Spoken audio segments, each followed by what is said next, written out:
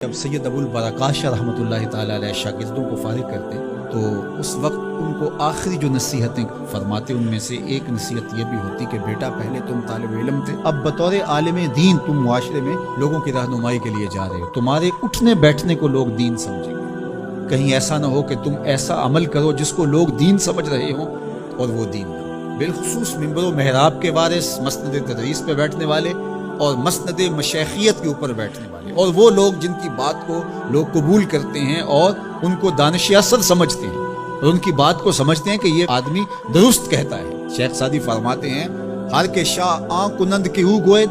حیف باشد کے جز نکو گوید، یعنی بادشاہ وہ کرے جو وہ کہتا ہے تو اس کے لیے افسوس ہے کہ وہ سوائے اچھائی کے کوئی اور بات کرے۔ تو اسی طرح جو شخص لوگوں کا مطاع ہو اور لوگ اس کی بات کو قبول کرتے ہوں اور آنکھیں بند کر کے اس کی بات کو لیتے ہوں تو اس کے لیے افسوس ہے کہ وہ بات اپنی تولے بغیر کرے۔ ایک ڈاکٹر کو بغیر سمجھداری کے نسخہ نہیں لکھنا چاہیے، کسی کی موت واقع ہو سکتی ہے۔ ایک حکیم کو دوا اور غذا تجویز کرتے ہوئے پوری طرح سے مریض کی نبض کو پہچاننا ہوگا، کہیں ایسا نہ ہو کہ اس کا مزاج بگڑ جائے۔ تو انسانی زندگی اور انسانی صحت سے زیادہ ضروری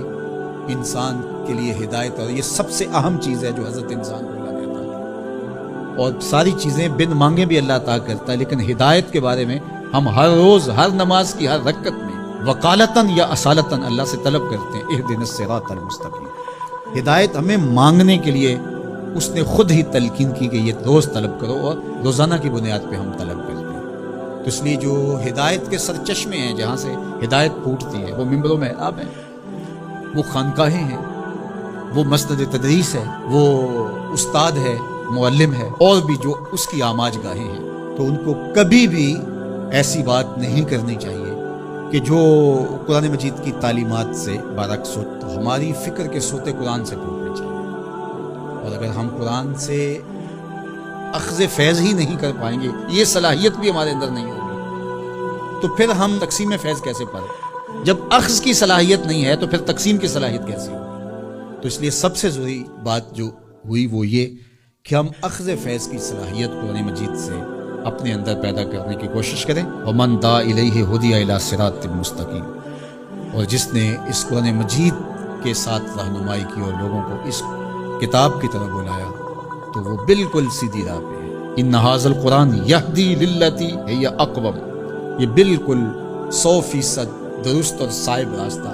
قرآن بتاتا ہے کہ اپنی زندگی کو قرآن کے سانچے میں ڈھال لو، پھر دیکھنا کہ یہ بالکل اقوم اور سیدھی راہ ہے جس کی طرف تمہیں لے جائے گا، تمہاری دنیا بھی سرخرو، تمہاری آخرت